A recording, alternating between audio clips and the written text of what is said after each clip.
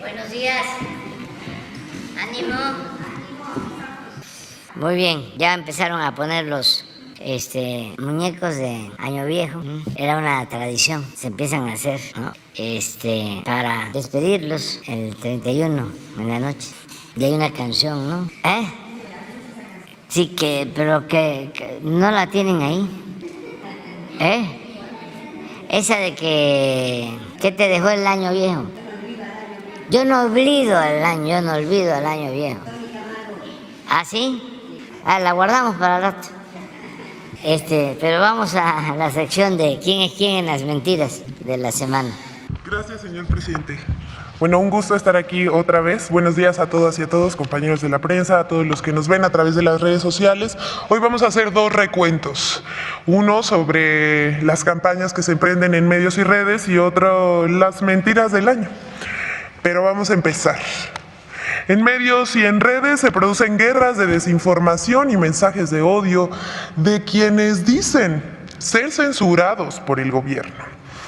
En los 4 años que lleva el gobierno del presidente Andrés Manuel López Obrador impulsando la transformación de este país, han sido cotidianos los ataques y descalificaciones desde los medios de comunicación y también en redes sociales. La crítica y el debate forman parte de la vida democrática. Sin embargo, como la defensa del viejo régimen, de la corrupción y de los privilegios no son causas populares, los conservadores prefieren las mentiras, las fake news, las descalificaciones, las campañas de odio y también se cargan sus mensajes de racismo, clasismo y muchas veces ataques disfrazados de opinión. Pero los mismos periodistas y comentócratas que hoy levantan la voz para cuestionar al gobierno de la Cuarta Transformación, antes fueron sumisos y hasta cómplices del nuevo régimen. Hoy, que disfrutan de una libertad sin límites, se dicen ser censurados. Lo cierto es que hay medios y personajes que se esfuerzan por destacar en estas campañas de fake news, así que les vamos a mostrar lo mejor del año, que más bien es lo peor del año en las campañas de desinformación y fake news. Por ejemplo, en el ranking aventajan el periódico Reforma y el Universal. Y aquí vemos en la pantalla todas, hicimos una selección de las más estridentes portadas que publicó la oposición en este año. Pero no solamente fueron los medios tradicionales los que lanzaron campañas de odio en contra del presidente Andrés Manuel López Obrador. Aquí me voy a pasar de ese lado. Vemos una gráfica. Vemos una gráfica de esta semana, de la semana pasada, de la conversación negativa que se tuvo en la red social Twitter por parte de algunos miembros de la oposición. Destaca Sergio Sarmiento, Denis Dresser, por supuesto Chumel Torres, Claudio X González, Fernando Belauzarán y Marieto Ponce, pero guarden ese nombre porque aparece también. Después vamos a ver unas columnas que se publicaron elegimos algunas que se publicaron durante estas semanas en contra del presidente Andrés Manuel López Obrador. ¿Qué destaca aquí justamente? Es que a falta de argumentos, la mentira, la descalificación, y no solo eso, sino mensajes cargados de odio. Aquí, vemos esto, Carlos Loret de Mola y Sergio Sarmiento. Pero vamos a Marieto Ponce. ¿Qué pasa aquí? ¿Me pasan la siguiente? El 13 de diciembre pasado, lamentablemente murió el gobernador de Puebla, Miguel Barbosa, y esto fue lo que publicó Marieto Ponce, 13 de diciembre. Luego, por supuesto, ante la crítica que le hicieron algunos usuarios, borró su tweet. Pero no solo él difunde mensajes de profundo odio contra el presidente. Vamos a ver a Chumel Torres, por ejemplo. ¿Me pasan el anterior, por favor? No solamente lanza ahí una indirecta, Aquí vemos en la pantalla algunos mensajes que ha publicado a través del tiempo, en donde, como decíamos, a falta de argumentos, lanza mensajes de odio llenos de calificativos hacia el presidente. Esto es odio en las redes sociales. Y bueno, por supuesto vemos que la red social Twitter pues muy deficiente en cuando uno lanza una denuncia contra estos mensajes que están cargados de odio, ves muy lento el proceso, pero pues aquí siguen arriba. Siga en la siguiente, por favor. Bueno, aquí tenemos a Chumel Torres, que es una de las personas que aparece en el mapa de la última semana, pero no solamente en el mapa de la última semana, sino en los constantes análisis que hacemos en la Coordinación de Comunicación Social a cargo de Jesús Ramírez. Aparecen los mismos personajes todo el tiempo difundiendo los mismos mensajes de odio contra el presidente, los funcionarios públicos de la Administración Pública Federal, la familia del presidente y ataques personales. Bueno, vemos esto, dice, se aprueba el plan B de Obrador, refiriéndose a la reforma electoral, para debilitar al INE. Le viejito loco lo logró. Gracias por abonar a la destrucción de la democracia. ¿A quién le dice este calificativo? A los diputados, a las personas que apoyábamos a la reforma electoral para que se fortaleciera la democracia en el país. Pues no lo sabemos, pero este es también un mensaje de odio. Vemos también a Claudio X González. El presidente, el hombre más poderoso del país, se hace pasar en todo momento y lugar como víctima. La verdad es otra. Por su incompetencia y pobrísimos resultados en economía, educación, salud, combate a la pobreza y a la corrupción, López es el principal victimario de México. Esto, por supuesto, es una mentira y se puede comprobar muy fácilmente en todos los reportes que hacen todas las dependencias de la Administración Pública Federal. Y vamos con el siguiente. Este es uno de los mensajes más populares de la oposición, que se difundió mucho la semana pasada. Y bueno, no hace falta leerlo, solamente con verlo, pues ya vemos de qué tamaño es la oposición. Y hasta aquí este recuento sobre las campañas que emprende la oposición y los mensajes de odio, pero esta es la mención honorífica del año, la declaración falsa del año. La senadora Kenia López Rabadán criticó la construcción del Tren Maya, pero pues con mentiras. Ella dijo que con la construcción del tren, el presidente, una de las cosas que pretendía el presidente era cambiar el azul turquesa del mar. Vamos a ver qué dijo. Lo que van a hacer estos cuates de Morena y del gobierno de López Obrador. Con este capricho del Tren Maya van incluso a cambiar el azul turquesa del mar. Fíjense nada más, digamos, lo letal, lo dañino que puede ser un gobierno ignorante y un gobierno popular.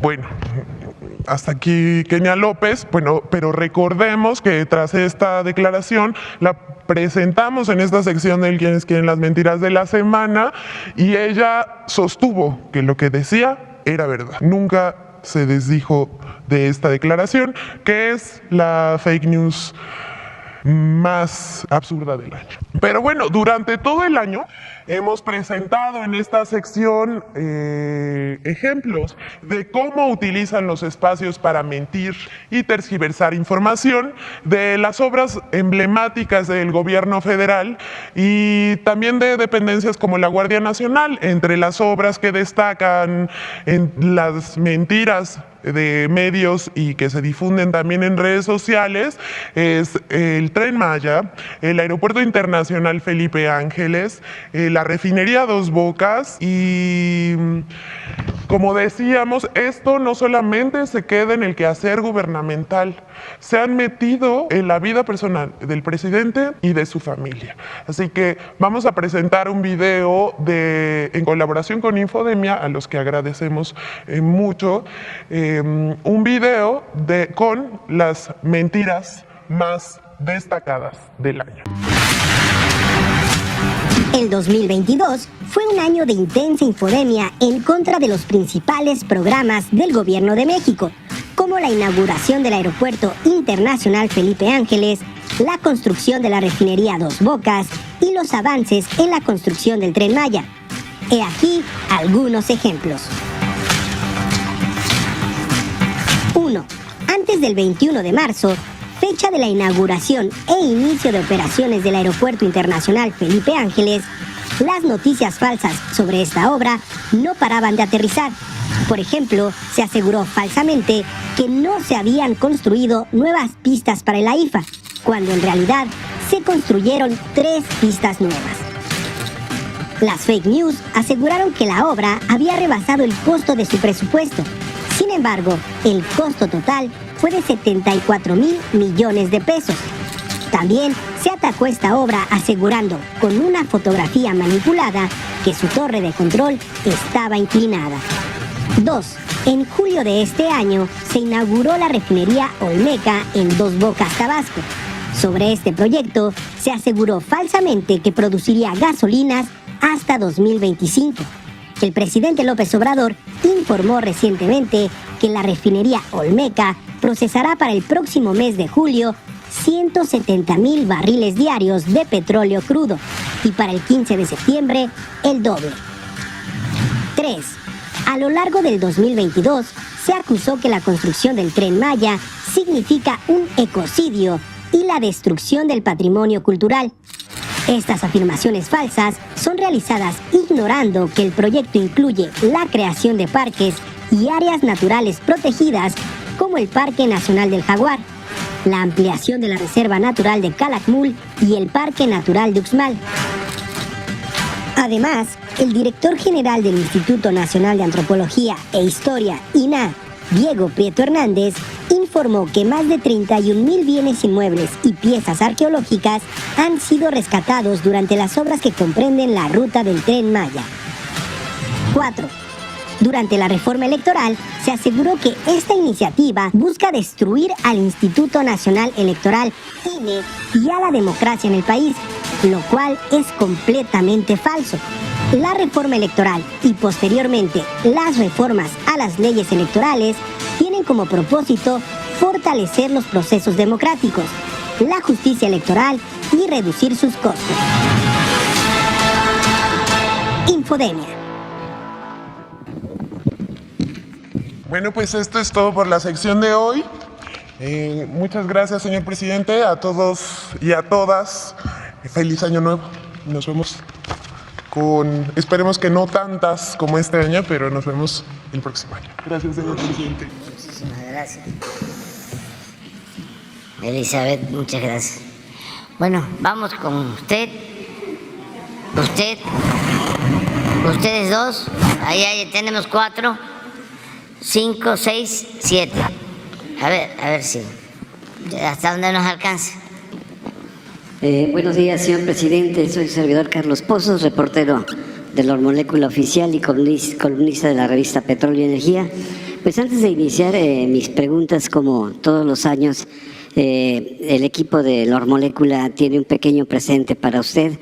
Me gustaría entregárselo a Jesús. Muchas gracias.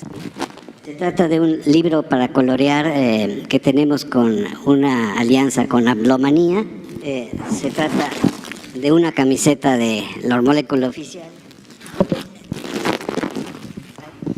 así como también unos pines que hemos hecho, en donde está el diablito y donde está usted. Esos pines también están en mi portal. Y finalmente es una agenda para los que todavía utilizamos agenda, en donde dice Feliz AMLO Nuevo. Eso es un pequeño presente de nuestro canal. Se lo dejo con Jesús. Muchas gracias, muchas gracias. Presidente, para darle contexto a mi primera pregunta, quisiera poner un pequeño audio de 1 minuto con 22 segundos. En toda decisión para enfrentar la emergencia. Así se hizo y nunca lo lamentaré. Los grandes corruptos del pasado, del presente y del futuro rendirán cuentas. No habrá para ellos borrón y cuenta nueva. Yo me comprometo a promover ante mi partido y los diputados de Acción Nacional a entregar el número que abre la entrada a la información del FOBAPROA. Hemos decidido, los diputados de Acción Nacional y los diputados del Verde Ecologista, el traer aquí para que frente a toda la nación entreguemos, para que si se juntan los otros 3 números clave para entrar a las listas del FOBAPROA, se pueda realizar. FOBAPROA informa. Hay 3 tipos de deudores: los que cumplen, los que no pueden pagar y los que abusan. Los 2 primeros merecen ayuda.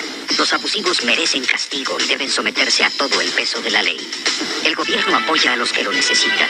La ley debe castigar a quienes lo merecen. El Fondo Bancario de Protección al Ahorro protege tu economía y el futuro de nuestros hijos. FOBAPROA, protección al ahorro.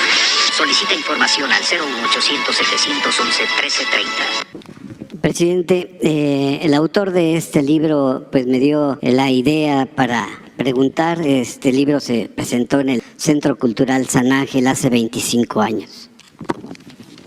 Pero antes de iniciar esas preguntas, presidente, quisiera darle el contexto de por qué es importante, de qué está pasando ahorita en Pemex.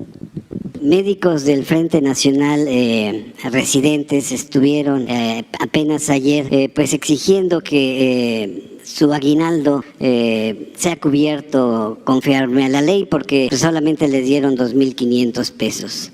Por otra parte, en Pemex al día de hoy siguen sin pagar a las cadenas productivas a través de Nacional Financiera y pues se están yendo los pagos a más de 90 días.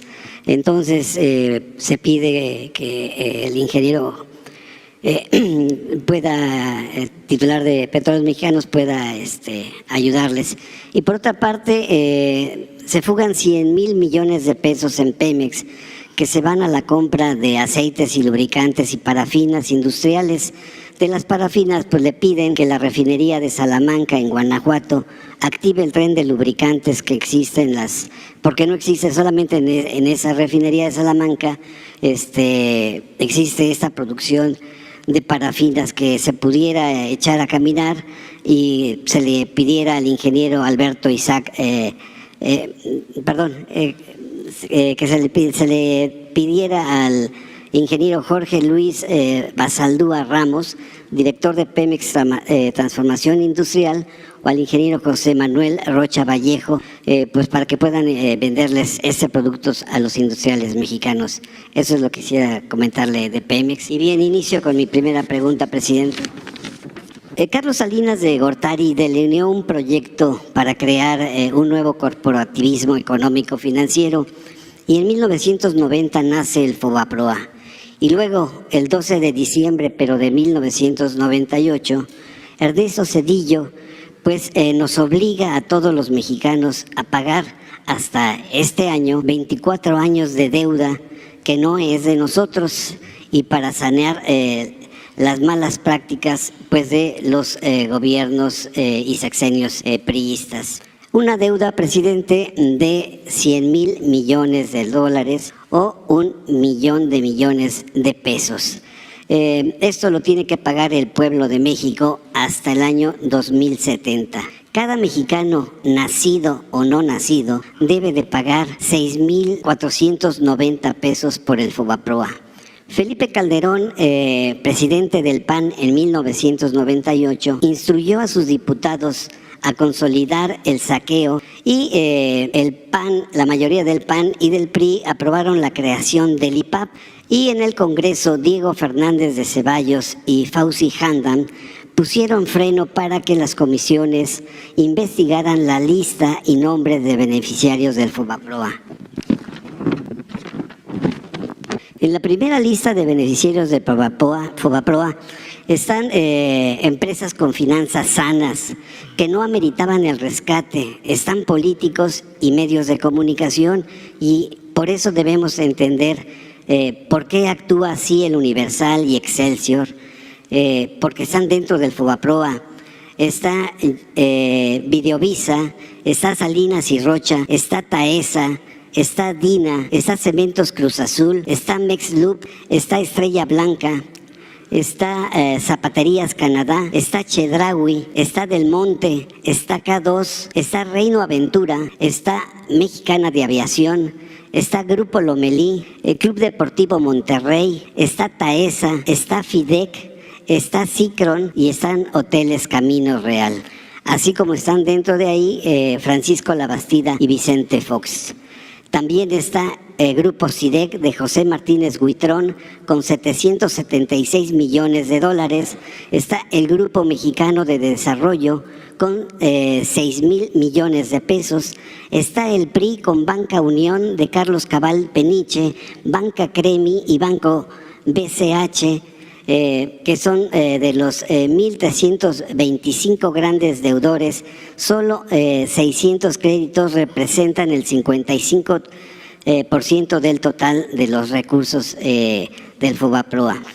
Cabe señalar, presidente, que en el comité de desincorporación estaban Guillermo Ortiz, estaban Carlos Ruiz Sacristán,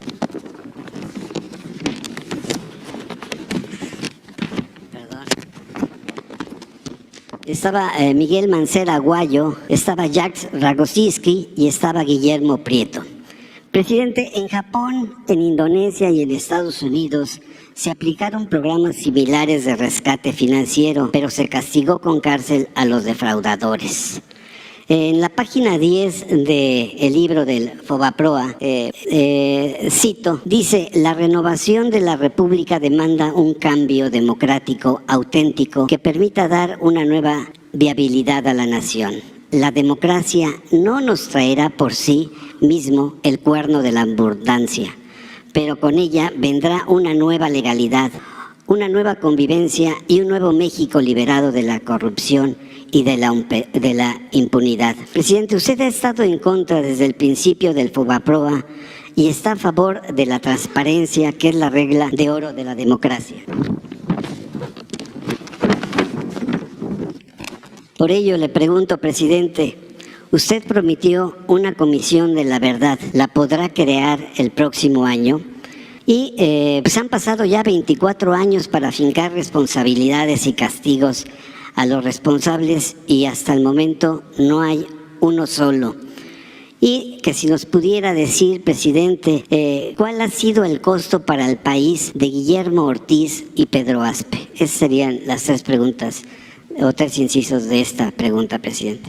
Bueno, pues ya es un asunto bastante conocido. ¿Qué fue lo que pasó? Hubo un cambio de gobierno, terminó Salinas, entró Ernesto Zedillo, se desató una crisis económica, financiera en la transición, se echan la culpa Salinas, Zedillo. Ya hemos hablado aquí de que Zedillo se queja de que Salinas le dejó la economía prendida de alfileres y Salinas le contesta que sí, pero que él se los quitó, o sea, Zedillo. El caso es que se produjo una crisis y optaron por rescatar a los bancos y a las grandes empresas. Esa fue la decisión que tomó Zedillo. Convirtió las deudas privadas en deuda pública. Las deudas de los bancos que supuestamente estaban quebrados, con carteras vencidas porque la gente no podía pagar y empresas que tampoco podían pagar. Entonces toda esa deuda pasó a formar parte de la deuda pública, desde luego con la justificación de que al rescatar a los de arriba se iba a rescatar a los de abajo. La misma concepción neoliberal o neoporfirista, o esa gran mentira de que si llueve fuerte arriba, gotea abajo, como si la riqueza fuese permeable o contagiosa. Algo que nosotros cambiamos por completo porque enfrentamos una crisis a partir de la pandemia y fueron también a pedirnos dinero, que nos endeudáramos para rescatar a los de arriba. Y dijimos no nos endeudamos y lo que hicimos fue con recursos que se obtuvieron de ahorros por no permitir la corrupción, por hacer un gobierno austero, los dedicamos a apoyar a los de abajo. Desde darle a los de arriba, les dimos a los de abajo hacia arriba. Y esa fórmula nos funcionó porque no se endeudó el país y porque esto impidió una crisis de consumo. A pesar de la situación tan difícil, la gente tuvo ingresos para lo básico. No tuvimos crisis de hambre, porque abajo siempre procuramos que llegara el recurso. El FOBAPROA fue exactamente lo opuesto, porque quebraron los bancos, pero no los banqueros. Bancos quebrados y banqueros ricos. Fue un atraco. Todo esto se hizo en complicidad con el PAN, que en ese entonces era supuestamente oposición. Ya hemos visto aquí cómo tuvimos un debate sobre el tema en el programa de Gutiérrez Vivó con Calderón. Él era presidente del PAN, yo era presidente del PRD, sobre este tema. Y ellos fingían, porque son muy hipócritas, de que no iban a aprobar el FOBAPROA. Entonces en el debate le digo, mira, ya no le demos vuelta, ¿van a aprobar el FOBAPROA, sí o no? Y me dice, el muy cínico, no. Y al mes lo estaban aprobando, junto con el PRI, un 12 de diciembre de 1998. Entonces, a partir de ahí, pues se empieza a pagar una enorme deuda. También hace unos días recordaba yo de que Zedillo, que está considerado como una eminencia en economía, calculó y lo dio a conocer en su informe de que el rescate del FOBAPROA iba a significar, nos iba a costar 125,000 millones de pesos y nos ha costado 3 billones. O sea, se equivocó por muy poquito, casi le atina, pero sigue siendo un gran economista y sigue contando con el reconocimiento de muchos. Entonces, eso es lo que sucedió. Todavía hay una deuda como de 1 billón de pesos. Cada año hay que estar pagando intereses de esa enorme deuda y sí va a llevar tiempo todavía, pero ya toda esa deuda entró al mercado financiero, son bonos, ya nos generaría pues un conflicto mayor el querer no reconocerla como deuda, nos afectaría más como país si la declaramos impagable.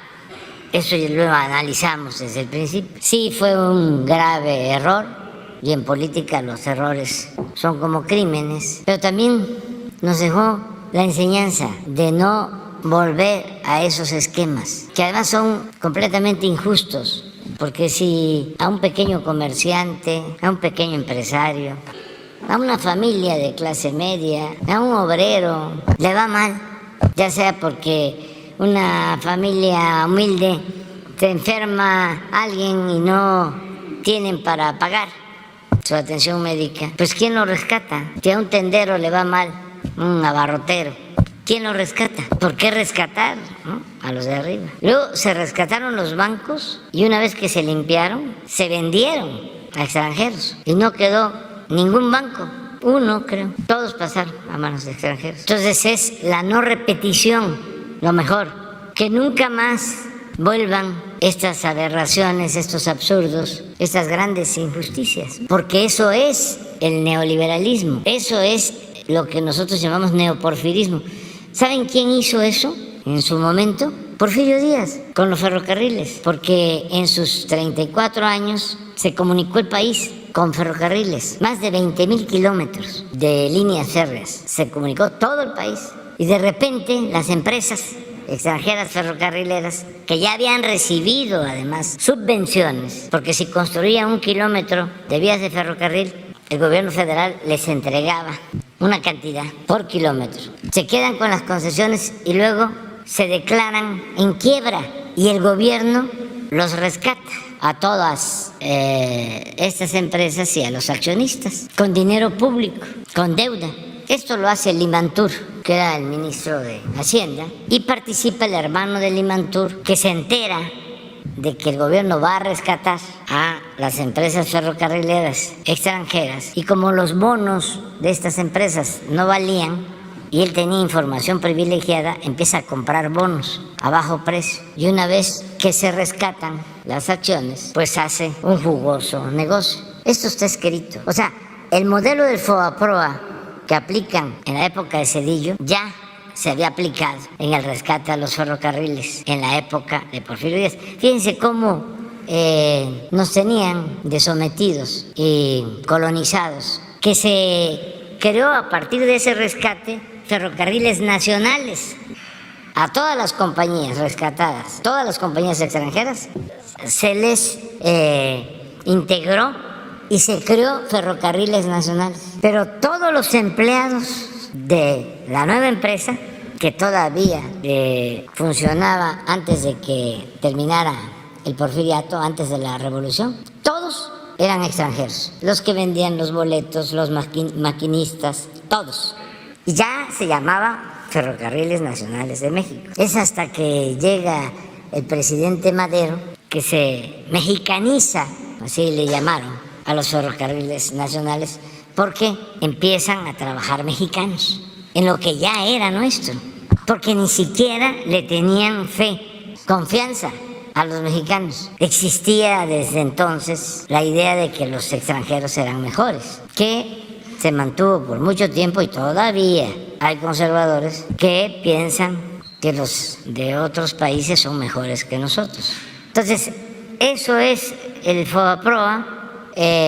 Lo mejor es, pues, no repetir. Y sí, yo escribí ese libro hace 25 años y se llama FOBAPROA Expediente Abierto, y recorrí todo el país. En aquel entonces, me acuerdo que los que eran beneficiados, los rescatados, nos perseguían. Llegábamos a un estado y movían a trabajadores que no sabían a qué iban, pero cargaban unas mantas en contra de nosotros. Una vez fuimos a Hermosillo y teníamos contratado un salón de un hotel, y resultó que los dueños del hotel estaban ahí, eran de los rescatados, y que nos cancelan la reservación del salón.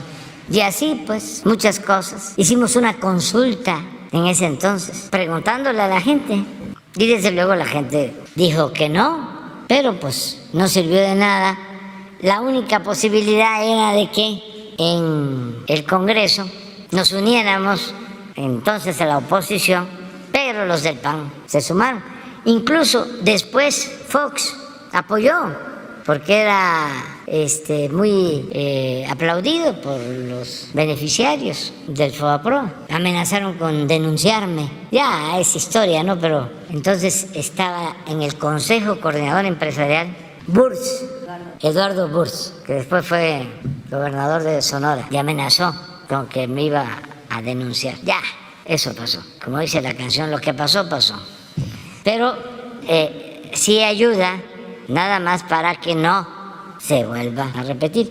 Por ejemplo, esta autopista del Sol la rescataron. Hicieron una tranza, pero bárbara, porque creo que ahí está en el libro.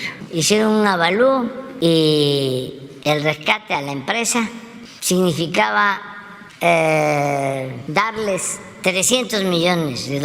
Y de repente, sin avalúo, deciden darles 500 o 600 millones de dólares. Fue la piñata, pues. En los bancos, todas las colecciones de los grandes pintores de México que tenían los bancos pasaron a formar parte de los nuevos dueños. Los Siqueiros, los Riveras, las colecciones de los grandes saqueos que han habido en el país. Desde luego, todo esto acompañado con las privatizaciones que se detuvieron hasta hace poco, hasta que llegamos, porque entregaron parte del territorio nacional para la explotación del petróleo, bloques en tierra y en mar que fueron concesionados, el petróleo de la nación y la industria eléctrica, y además todo esto modificando la Constitución. Ahí sí no había opositores, y no solo modificando la Constitución y dejando bien amarrado todo para que costara trabajo dar marcha atrás, sino creando instituciones para defender la política privatizadora, creando un andamiaje para contrarrestar las acciones del Ejecutivo, debilitar al Poder Ejecutivo. Tuvimos la suerte de que no les dio tiempo de consumar por completo el despojo, porque llegamos, o sea, sonó la campana, sonó el timbre, y es como los que están robando en un banco y suena la alarma y pues solo lo que alcanzan a meter en 2 costales, ¿no? Y van dejando tirado todo. Pues dejaron bastante cosas y fíjense que con lo que nos dejaron estamos levantando al país.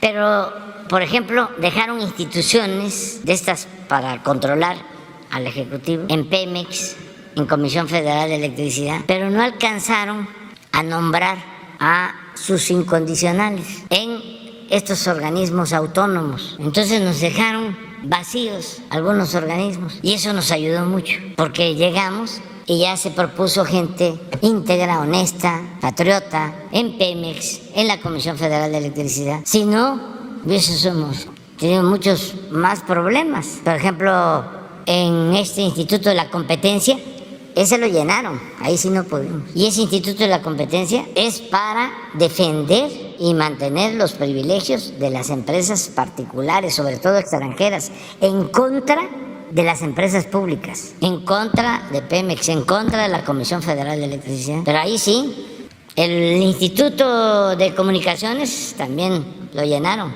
Ahí sí no se puede avanzar. Si el gobierno quiere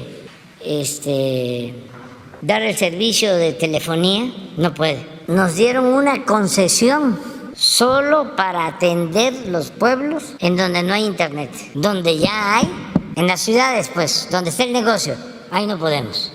Si quisiéramos tener un sistema de comunicación interno para todo el gobierno, también tendríamos que pedir permiso y es probable que nos nieguen el permiso. ¿Y son realmente autónomos? No, los dominan los que supuestamente iban a ser combatidos, los dueños de los monopolios, que les llaman actores preponderantes, porque hasta cambiaron la terminología, usaron el eufemismo de preponderante en vez de monopolio. Ya ven cómo se habla físico ahora, ¿no?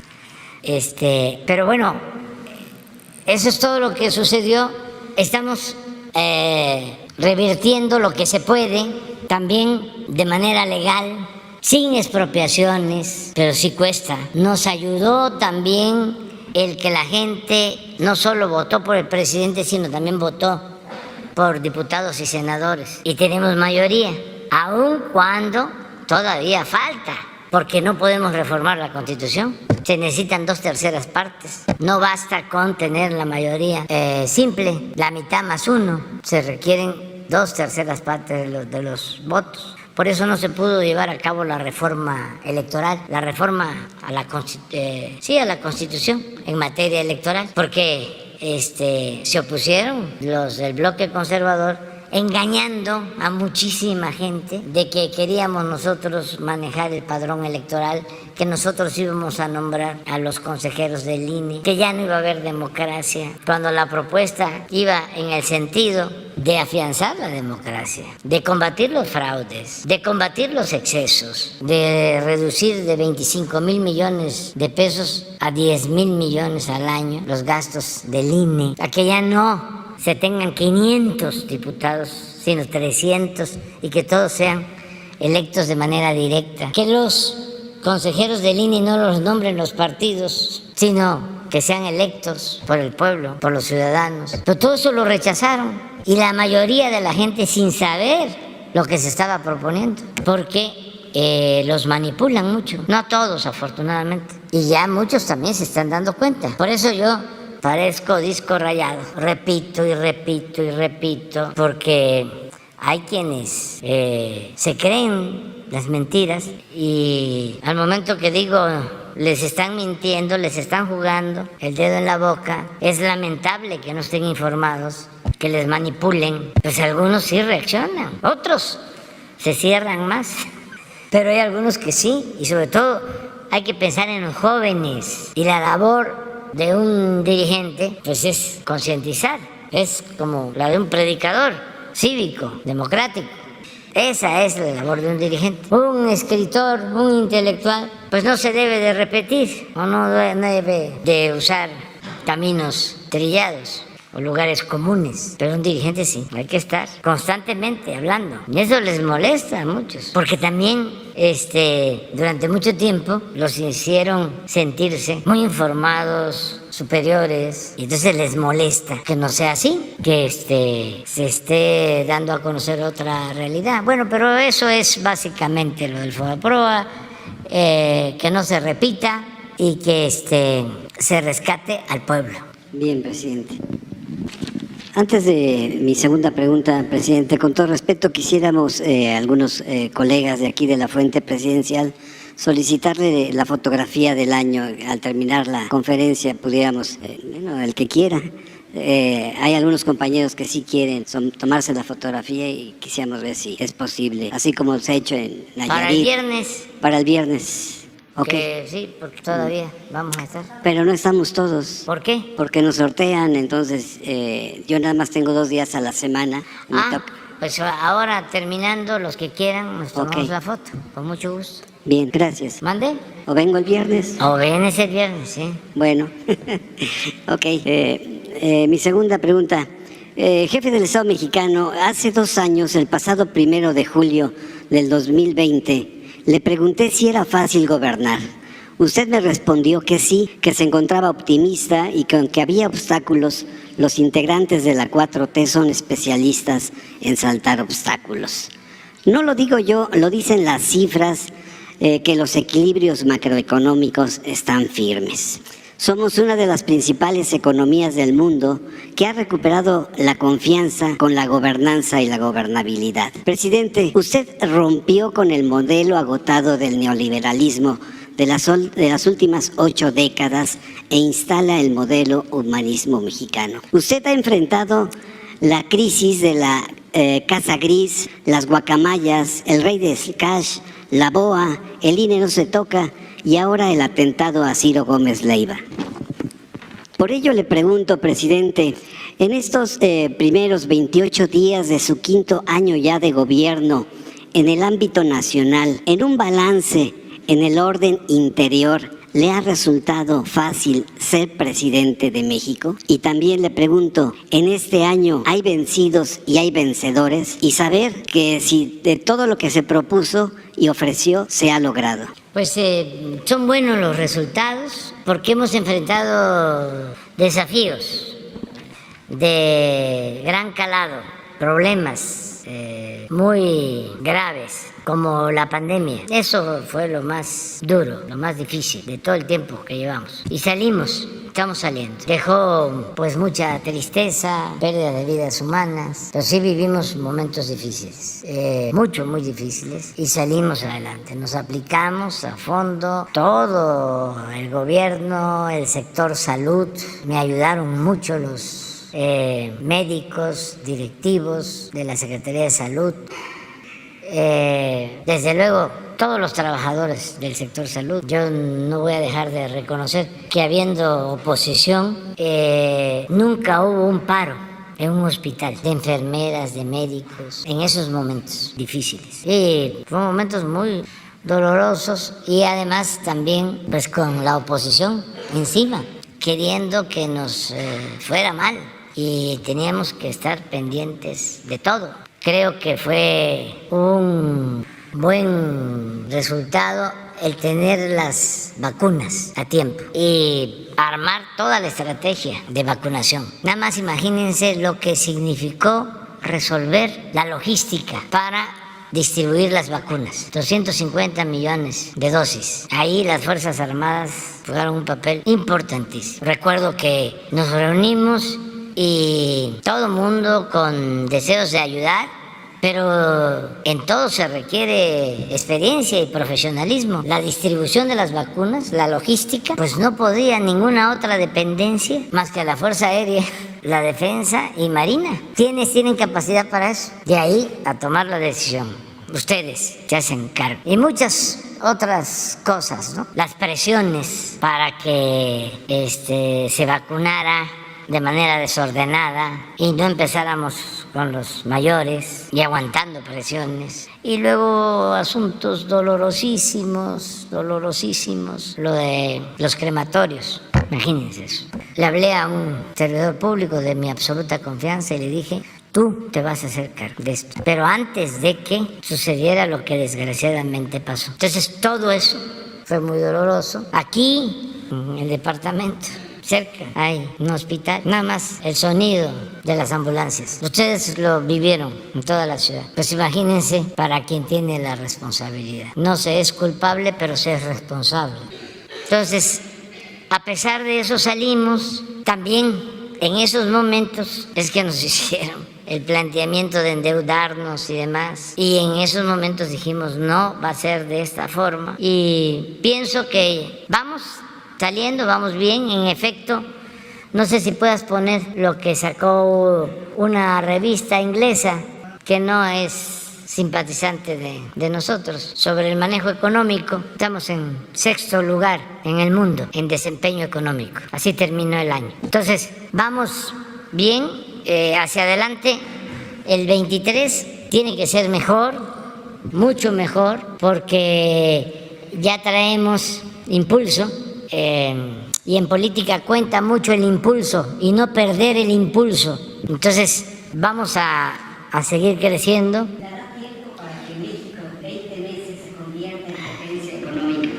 Ya somos una de las mejores economías del mundo y además de las más atractivas para invertir en el futuro. México está en la lista de los países con más ventajas para invertir. Así estamos, es como el 6º lugar, pero arriba de Canadá, de Japón, de Francia, de Italia, de Bélgica, de Suiza, de Inglaterra y de otros países, incluso de Estados Unidos. No nos vayan a sacar otro dato. No, pero ¿qué tal que el New York Times saque otro? O el Reforma, ese sin duda, o el Economista. No, esto no sale. Pero vamos bien. Miren, hablábamos de la transición, de lo que tenemos que cuidar, porque siempre los fines de sexenio son difíciles, históricamente. Ya vamos a una etapa difícil, porque además vienen las elecciones. Si hay ahora ataques, imagínense. Como dirían en mi tierra y en mi agua, y lo mejor es lo peor que se va a poner.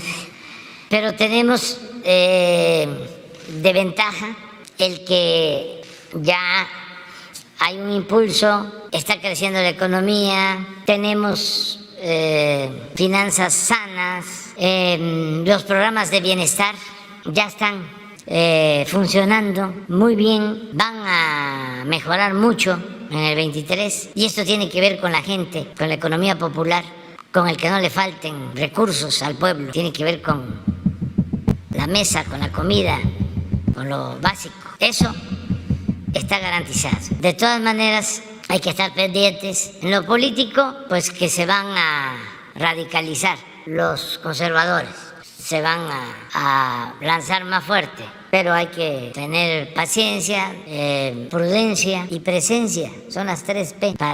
Paciencia, prudencia y presencia. ¿Y qué da la presencia? Pues el estar informando. Y no tienen elementos, no tienen razones de peso, para no ser tan radical y decir que no tienen razón. No tienen razones de peso, no tienen autoridad moral, porque todos ellos, de una u otra forma, formaron parte de la corrupción que imperaba en el país. Entonces eso les resta mucha credibilidad. De todas maneras, ahí vienen, ¿no? Van a seguir con todo. Vamos a tratar también de convencer. Algunos ya es muy difícil que cambien, pero otros sí, porque hasta las piedras cambian de modo de parecer. Vamos a convencerlos para que no los engañen. Por ejemplo, los grandes empresarios, que no los exploten, porque no tiene futuro el conservadurismo en México. Como decía el presidente Juárez, el triunfo de la reacción es moralmente imposible. ¿Y cómo le van a hacer? Nada más que valoren. No tienen dirigentes, no tienen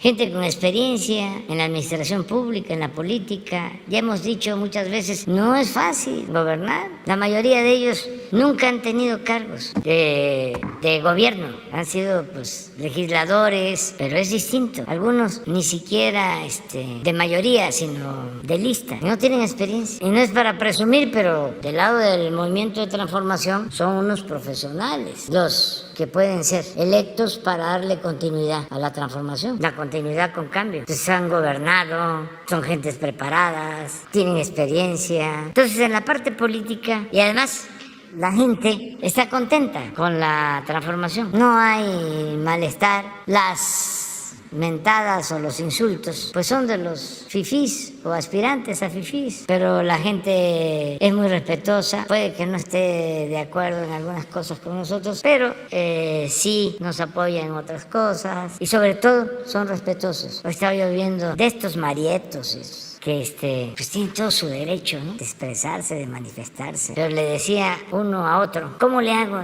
para mentarle?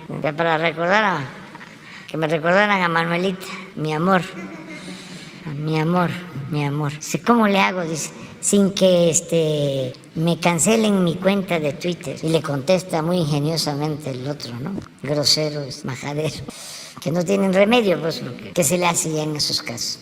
Le dice, no, hombre, ya lo hiciste sutilmente y no pasó nada. Pues sí, ¿pero qué ganan con eso? Nada, absolutamente. En general,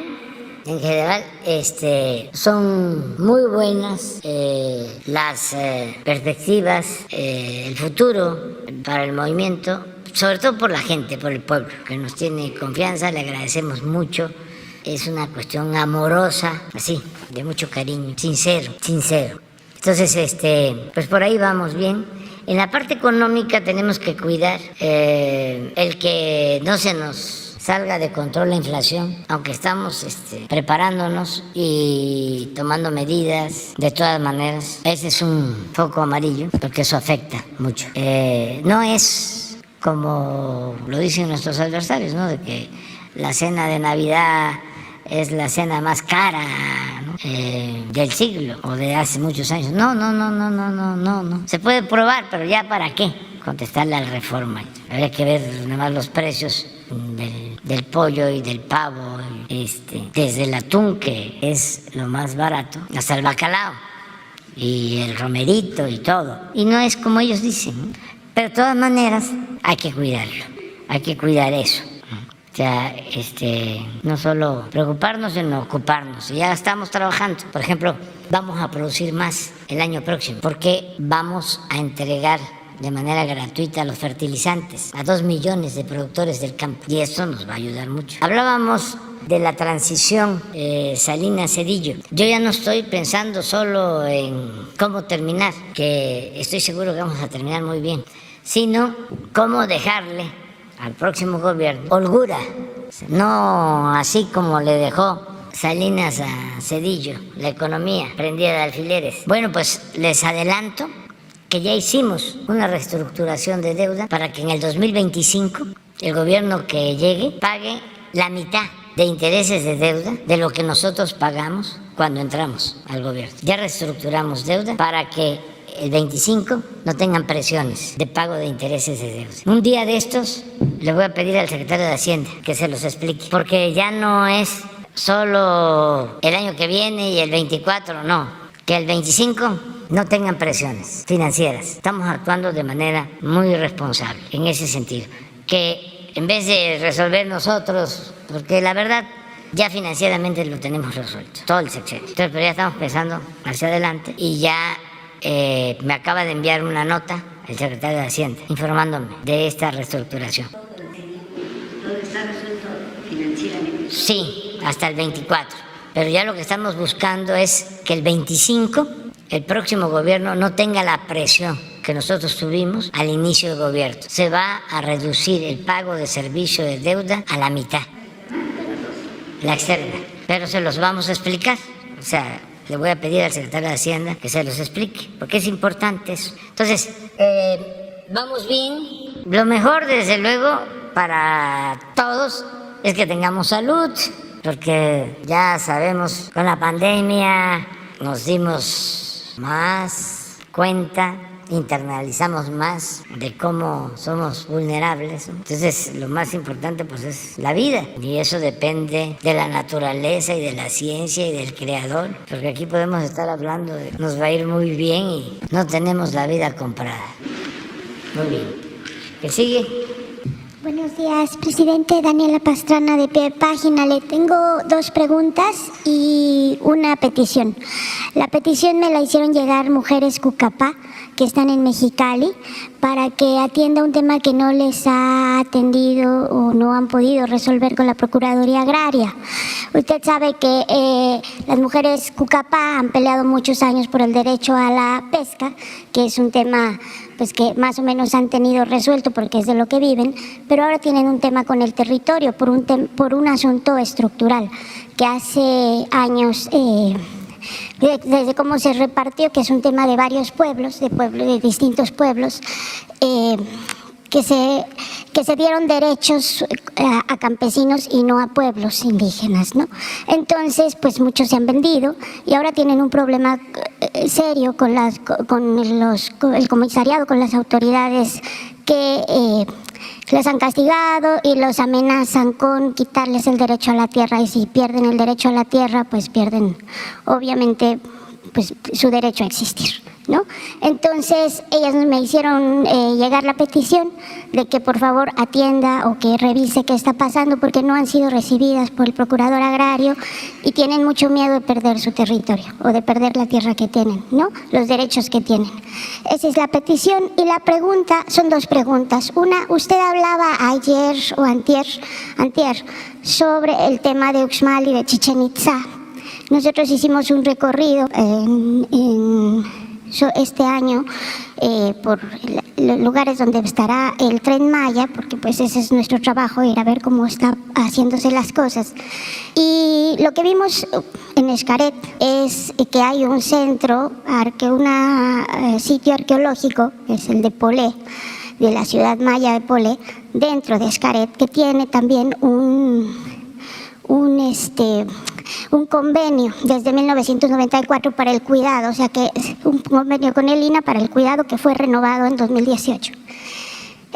El asunto, la diferencia con Chichén Itzá y con Uxmal, pues es que para entrar a Xcaret hay que pagar mucho dinero, o sea, para que la gente pueda entrar a ver ese sitio arqueológico, pues tiene que pagar, por lo menos gastarse 1,500, 2,000 pesos, ¿no? Entonces, la pregunta es si ustedes tienen registro de cuántos sitios arqueológicos están en esta situación, que dependen de privados o que están en alguna situación en la que no puede haber acceso porque fueron concesionados o porque están en propiedad privada, ¿no? Y si es así, si hay algo que se esté haciendo específicamente para atender esto y que se pudiera entrar. En el caso de Xcaret es muy claro, no se puede entrar si no se tiene dinero, y pues es una ciudad maya que fue muy importante. Esa es una pregunta. Sí, vamos a hablarle a Luis Hernández para lo de la cuestión agraria, ¿sí? Nos das los datos. Acerca de los sitios arqueológicos, hay muchos que están escriturados o forman parte de ejidos. En este caso es una empresa dedicada al turismo. Estamos rescatando lo más que podemos. Lo de Uxmal es porque hay un propietario de la zona arqueológica y desde luego podría iniciarse un juicio de expropiación por utilidad pública, pero no nos va a resolver el problema. Además, ya se ha hecho en otros casos y como hay mucha corrupción todavía en el Poder Judicial, terminan dándoles la razón a los propietarios. Así hay muchos casos, incluso en zonas de reserva ecológica, declaradas zonas de reserva o parques naturales, en donde hay amparos, se inician juicios y luego en la corte terminan dándole la razón, aunque sea una zona arqueológica, aunque se trate de Chichén Itzá, aunque les parezca increíble lo que les estoy diciendo. Legalmente, en esos juicios, antes fallaba el Poder Judicial, la Suprema Corte, para que se reconociera que eran propiedad privada estos sitios arqueológicos. Chichén Itzá, por ejemplo. Entonces, terminando el juicio hay que pagar, y ya no es pagar una cantidad de acuerdo a un avalúo,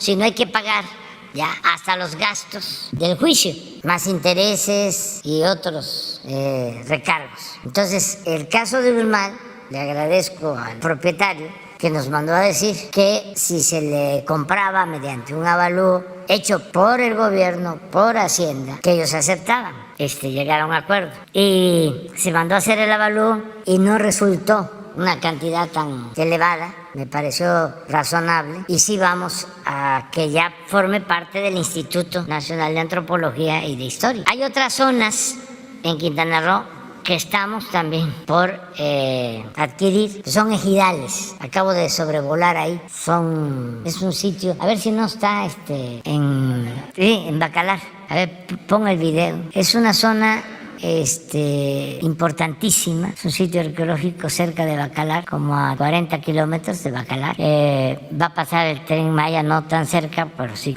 a 30 kilómetros, Ixcabal, pero van a ver ahora. Entonces sí vale la pena también llevar a cabo la exploración y el rescate de la zona y abrirla al público. Entonces ahí es un acuerdo con los ejidatarios, también lo estamos llevando a cabo. Esto de Xcaret, pues han tenido mucha influencia política y por eso cobran mucho y demás. Ojalá y ellos mismos le abran al público, ¿no? Y cobren menos. Miren esto.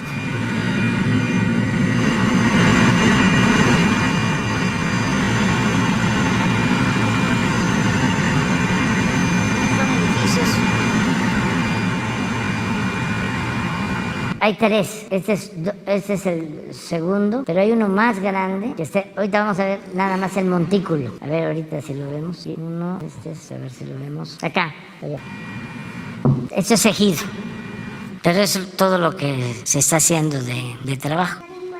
No tenemos, seguro que el INAH sí tiene. Va a estar con nosotros a principios de enero, Diego Prieto, el director. Le vamos a pedir que nos traiga el informe de cuántos sitios están así en el país. Si hay vías jurídicas para recuperar. ¿Y si hay vías jurídicas para recuperarlos? Sí. ¿O están en proceso? Sí pueden, sí puede haber vías jurídicas, sí. Muchas gracias, presidente. La segunda pregunta tiene que ver con la educación. Ustedes han hecho o ha estado hablando aquí mucho de la nueva escuela mexicana, del proceso que ya está para primaria y secundaria, y también de las universidades, de las 100 universidades Benito Juárez, pero hay un hueco ahí en la educación media superior que parece que no se ha puesto tanta atención porque primero es un sistema muy fragmentado, según nos ha explicado la secretaria, y también porque, pues es en donde más se deserta, es un país en el que solo 17% de la población llega a las universidades.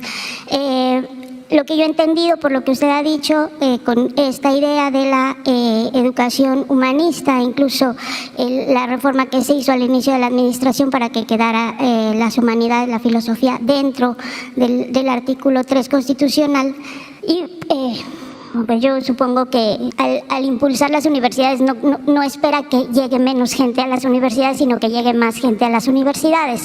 Pero hay un reclamo que han hecho sobre todo los del Observatorio Filosófico en México, pero también de otras instancias, por la desaparición de las disciplinas como tales, o sea, porque se llame filosofía, ética, literatura, historia a las materias en la educación media superior. Y lo que nos dicen es que esto de la transversalidad, si bien es muy aplicable en primaria y secundaria, en media superior nos deja sin herramientas para los exámenes profesionales, porque las universidades están divididas por asignaturas, o sea, por filosofía y ética, o sea, filosofía e historia. Entonces, la pregunta, presidente, es si no sería pertinente estudiar un poco más eso que ya se está haciendo, porque finalmente va a afectar a mucha población. Lo que dicen es que va a estar muy difícil, ¿no? Porque se está haciendo toda una transformación en la educación, que tiene que empezar en primaria y secundaria, pero que en un sistema tan fragmentado y con tanta deserción, si se implementa así en la educación media superior, pues vamos a tener muchísimo más difícil el acceso a las universidades. Entonces, ahí la pregunta, porque es algo que ya está, la pregunta es si no es pertinente que se evalúe un poco más cómo se está llevando esa transición en educación media superior para pues discutirlo un poco más, ¿no? Sí. Porque es un hueco que tenemos en el sistema. Parece que es donde hay más problemas ahorita. Sí, estoy totalmente de acuerdo con tu apreciación. Estamos fortaleciendo la educación en general y la educación pública en particular, pero tuvimos que optar, ¿no? ¿Qué hacíamos? Porque son muchas las necesidades, en todo, ¿no? Entonces, definimos 4 prioridades básicas. Una, la atención a los maestros, maestras y maestros. Desde respetarlos, no maltratarlos, como sucedía cuando querían imponer la llamada reforma educativa, culpándolos del bajo desempeño educativo a los maestros. Primero, desde respetarlos, valorar su importancia, ¿no? Lo que son nuestros maestros, lo que han sido nuestros maestros. Muchos de nosotros nos debemos a nuestros maestros. Yo me debo a mis maestros.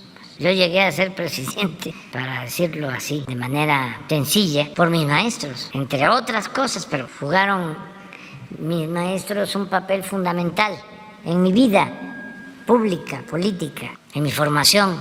Entonces, el respeto a ellos, desde el respeto hasta mejores condiciones laborales. Y en eso estamos. Ya este año hubo un aumento al salario del magisterio y yo espero que podamos hacia adelante mejorar más. Entonces, eso es una prioridad. La segunda son los libros, que son también muy importantes, son formativos.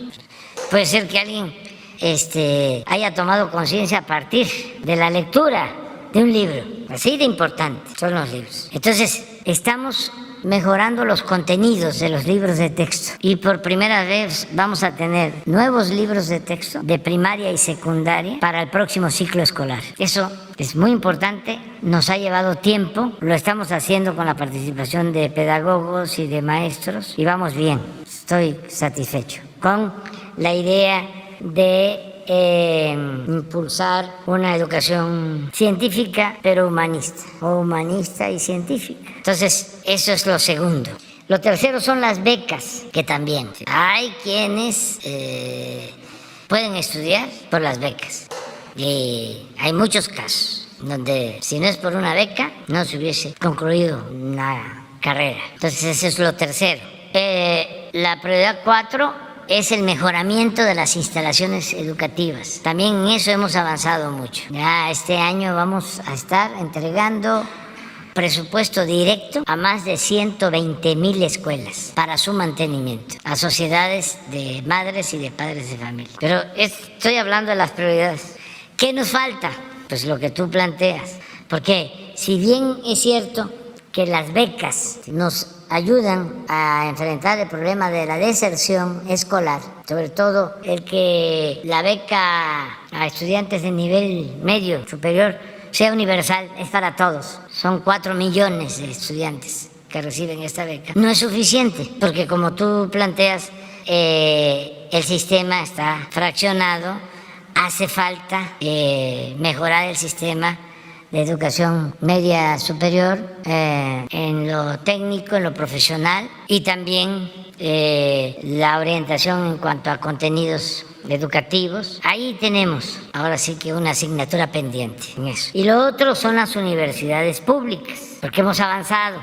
Ya tenemos 145 universidades del sistema Benito Juárez, vamos a llegar a 200 y son universidades que están en las comunidades, en los pueblos, en los municipios más apartados, que ni pensado que pudieran estudiar nivel superior de estudiantes de esos pueblos, como están estudiando ahora. Sí, en eso hemos avanzado, porque pues es gratuita y además están todos becados y es de calidad. La maestra Raquel Sosa es de primera acaba de fallecer un maestro español, Seara Vázquez, que lo recuerdo mucho porque fue internacionalista de primera, como académico, amigo de mi maestro Enrique González Pedrero, por él lo conocí, a Seara, y luego se fue a crear un sistema de universidades a Oaxaca, que funcionan bien, las universidades. Entonces, se ha avanzado. Esto del maestro Seara ya venía de antes, pero es un ejemplo, como otros casos importantes. Y lo que está haciendo Raquel Sosa, que es muy bueno con las universidades Benito Juárez. Está demostrando, por ejemplo, de que con menos presupuesto tiene más alumnos que las universidades más grandes, públicas, que tienen mucho presupuesto, menos alumnos, porque ha habido corrupción en las universidades públicas. Han utilizado como escudo lo de la autonomía, y entonces les llega el presupuesto y empiezan a construir. Parecen ingenieros, arquitectos, empresas inmobiliarias, porque ahí está la corrupción, el moche. Entonces construyen y construyen y construyen. Y en lo esencial, que es pagarle bien a los maestros, ¿sí?, que tengan cada vez más alumnos, eso no lo atienden. Ese es un pendiente que tenemos. Todavía hay cacicazgos en las universidades públicas. Pero pues le tenemos que dejar algo a los que vienen, ¿no? Todo no se puede, ¿eh?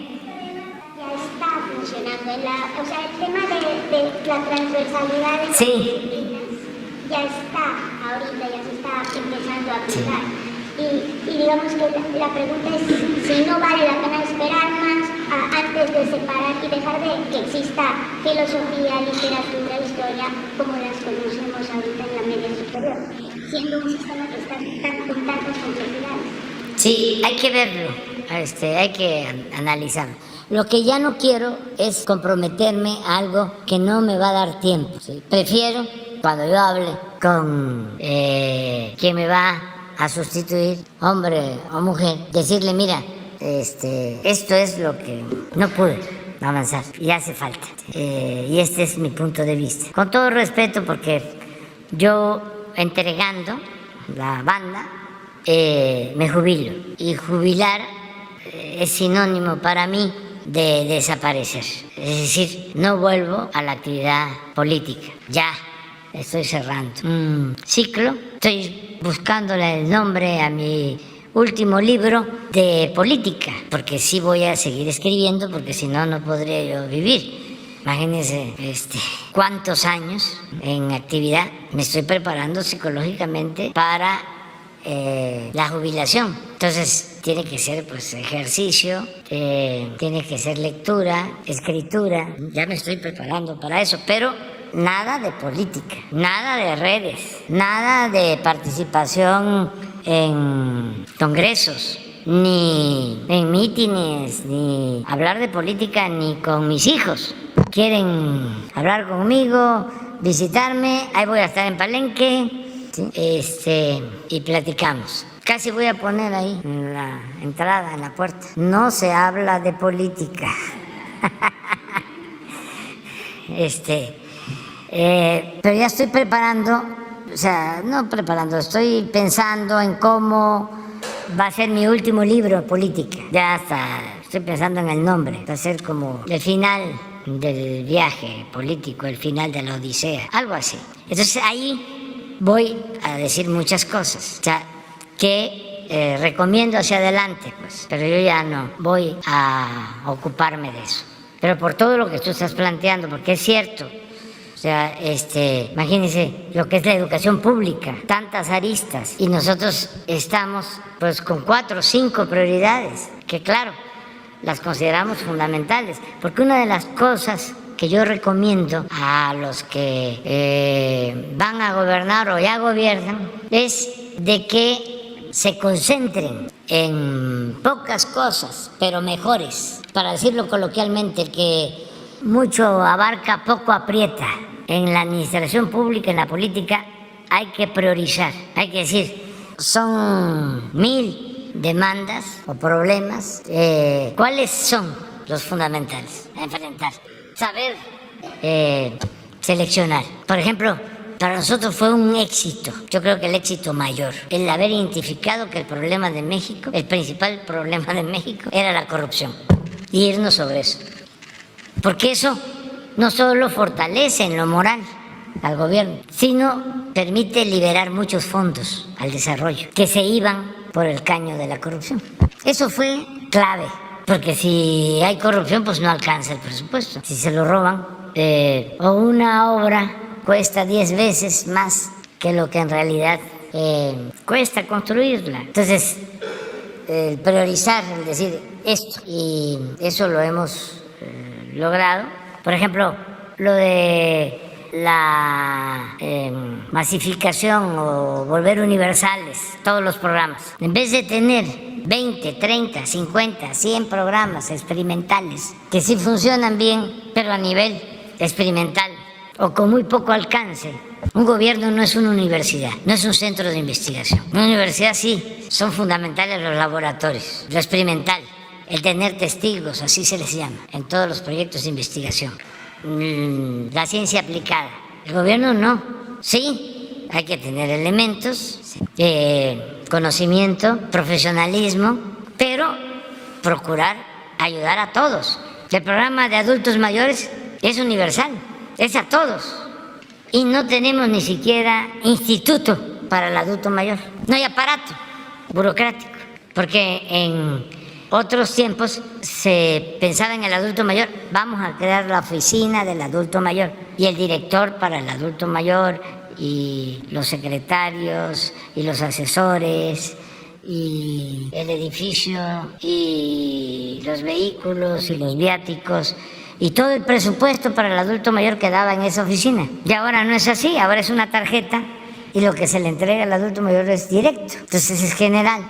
Entonces es priorizar, que es lo que hay que ir viendo, y en vez de tener 1000 acciones, se tienen 200, pero eficaces y con más beneficios. Pero sí tienes razón, la cuestión educativa hace falta muchas cosas todavía, que se tienen que ir haciendo en lo que nos queda de tiempo y los que van a llegar, que van a hacer muchas cosas también, a lo mejor más, y se les van a facilitar más las cosas. Ya les vamos a dejar desbrozado el camino, ya no les va a tocar pelearse tanto con nuestros adversarios, porque ya nosotros ya aclaramos las cosas, van a quedar ya valores entendidos y eso va a ayudarles mucho. Pero nosotros necesitamos cortar de tajo con un régimen de corrupción, de injusticias, de privilegios, muy arraigado. Entonces ahí no se puede que medias tintas y matices, indefiniciones, simular, no. Son momentos de definición y ya se está logrando, se está avanzando. Yo les voy a ofrecer ahora una disculpa porque me tengo que ir. Después regañan mucho. El día que nos tardamos 3 horas, no. ¿Cuánto? 3 horas 28. Pero me doy cuenta que hasta los adversarios aguantan, pero no hay que tardarnos tanto. Quedan pendientes los compañeros que ya quedamos para mañana, los que ya quedamos.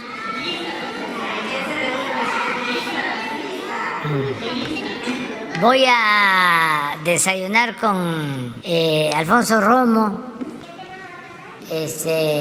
y tenemos 2 reuniones importantes, una del Banco del Bienestar y otra que tiene que ver con Internet para todos. Estamos trabajando para que no nos dejemos embargar por entero del espíritu navideño, porque tenemos que seguir adelante. Nos vemos.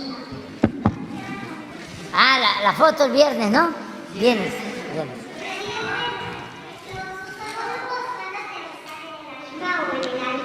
¿Lo qué? Somos los de la reunión de la cumbre. Está ya garantizado que el primer ministro Trudeau va a bajar su avión en el aeropuerto Felipe Ángeles. Y hoy nos dicen del presidente Biden Yo estoy haciéndole la recomendación y ojalá de la embajada tomen nota de que es muy seguro y muy buen aeropuerto el Felipe Ángeles, y ojalá y baje ahí el avión del presidente Biden, porque además si no aterriza ahí el avión del presidente Biden, imagínense las 8 columnas del Reforma. Entonces, porque no es un asunto de logística, es un asunto político. Esto a lo mejor el presidente Biden no lo sabe, pero estoy aprovechando para decirle que por amistad y por diplomacia le pedimos que su avión aterrice en el aeropuerto General Felipe Ángeles. Porque imagínense nuestros adversarios, ¿no? Ojalá y siempre actuemos con sinceridad, ¿verdad? Hoy, todo lo que dijimos